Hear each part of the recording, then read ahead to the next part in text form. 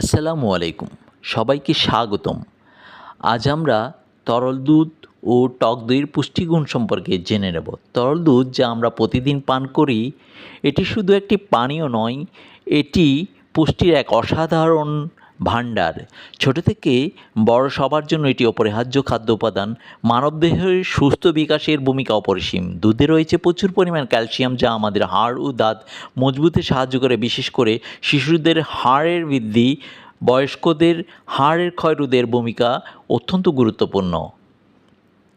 টক দই আমাদের উপমহাদেশে এক পরিচিত এবং জনপ্রিয় খাবার। এটি শুধু খেতেই সুস্বাদু নয়, এর স্বাস্থ্য উপকারিতাও অনেক। টক দই দুধ থেকে তৈরি হয়, এতে থাকা উপকারী ব্যাকটেরিয়া প্রোবায়োটিক আমাদের শরীরের জন্য খুবই ভালো।